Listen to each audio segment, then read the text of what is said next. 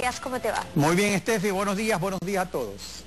Ante la expedición de la ley que reforma al Código del Trabajo y a la ley del IES, el Comité Empresarial emitió un comunicado invocando que hay que concertar esfuerzos con la autoridad nacional bajo el modelo de un diálogo tripartito que permita generar condiciones socioeconómicas de estabilidad y previsibilidad necesarias para el fomento de la inversión productiva directamente relacionada con la capacidad de generación de empleo.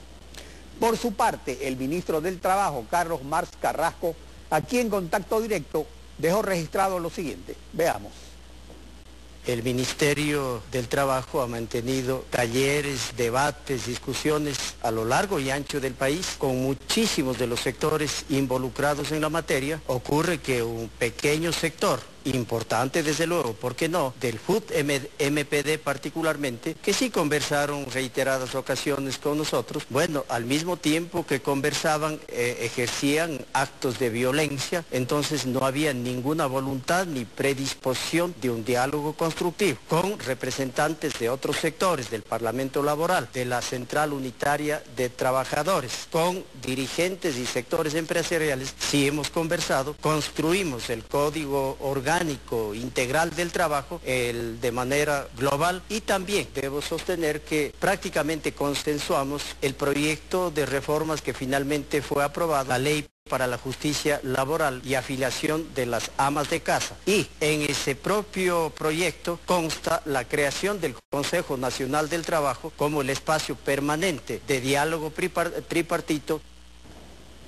Henry Kronfler, presidente del Comité Empresarial. Buenos días, bienvenido a Contacto Directo. Buenos días, muchas gracias por la invitación, Alfredo. Respecto a las reformas a la ley del IES y al Código del Trabajo, ¿hubo consenso como afirma el ministro del Trabajo? Bueno, hubo diálogo. Una cosa es que tengamos reuniones, diálogos, viene una comisión de la Organización Internacional del Trabajo, nos sentamos a conversar en reiteradas ocasiones con el ministro, inclusive tratamos estos temas en la reunión que tuvimos con el señor presidente y con parte del gabinete del sector productivo y laboral, el 2 de marzo en Carondelet, pero una cosa es que nos digan esto es lo que queremos hacer y sobre eso nosotros opinamos, otra cosa es que llegamos a consensos. Por ejemplo, nosotros habíamos hablado de que el contrato, el periodo de prueba dentro del nuevo contrato indefinido no podía ser 90 días, porque en 90 días, por ejemplo, en el sector industrial es prácticamente imposible capacitar y encima hacer un análisis del rendimiento del trabajador. Habíamos pedido mínimo 180 días. ¿Eso se dio? No. Otra cosa que habíamos pedido, no se pongan brechas laborales. Entonces, ¿qué es lo que se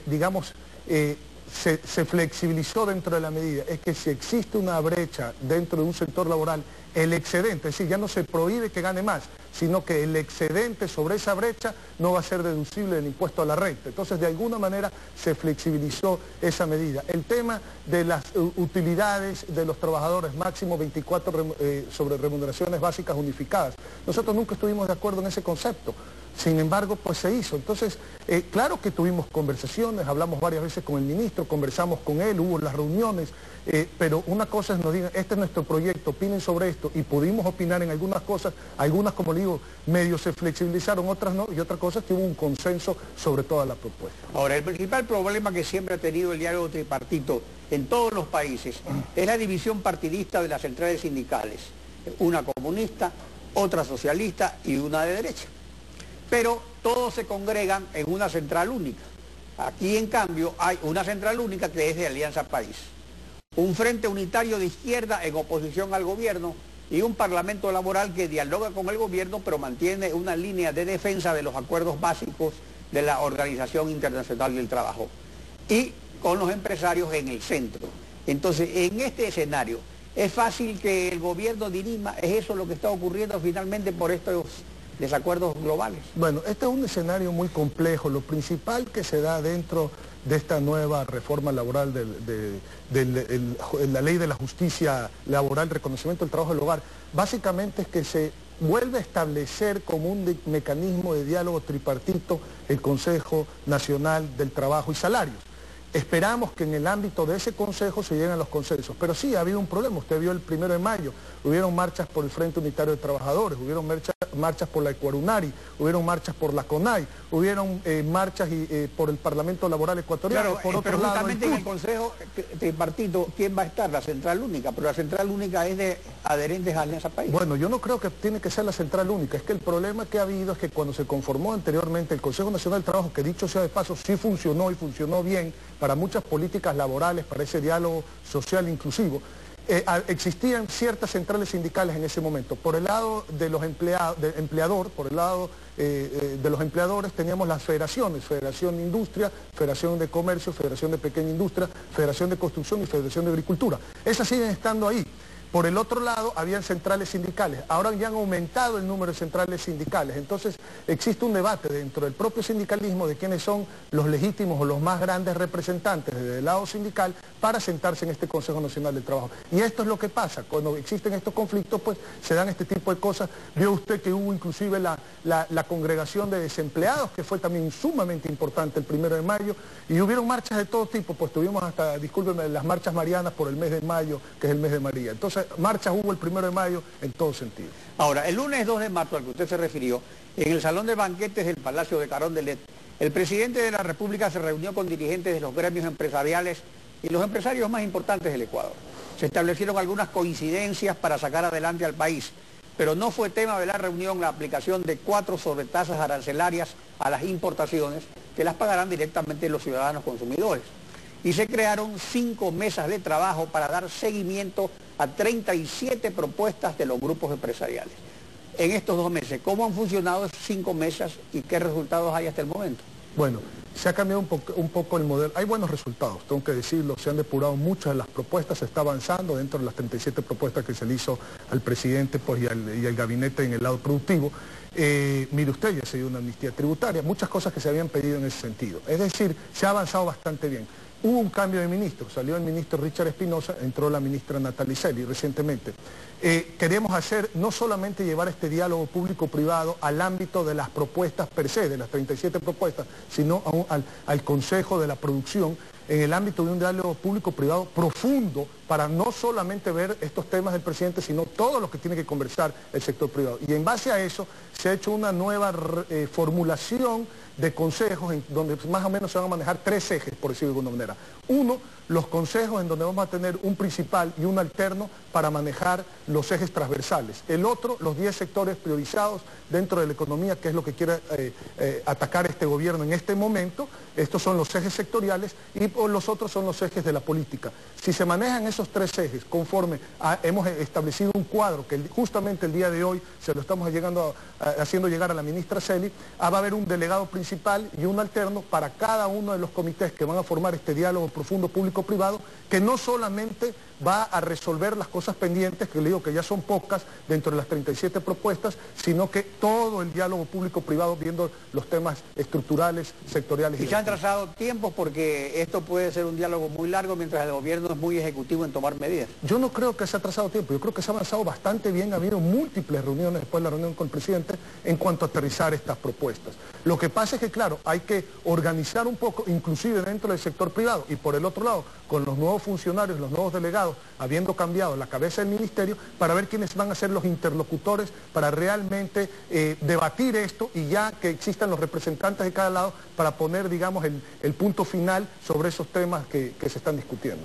Ahora, respecto a los rumores de feriado bancario y desdolarización difundidos a través de páginas electrónicos, el presidente del Comité Empresarial, usted, emitió un comunicado señalando lo siguiente: enfáticamente aseguramos que, no obstante la situación macroeconómica difícil que se presenta en el país por los desequilibrios de la balanza de pagos y las finanzas públicas, la situación, siendo difícil, es controlable y todos los ecuatorianos debemos cooperar en el ajuste que el país está absorbiendo. ¿Es este un comunicado, un respaldo a las medidas económicas que está tomando el gobierno? A ver, yo creo que hay que ser absolutamente claro. No podemos caer en una sociedad en donde comenzamos a generar rumores que generen pánico económico, que generen un problema a la economía sin ningún asidero. Es que no tenía ningún asidero.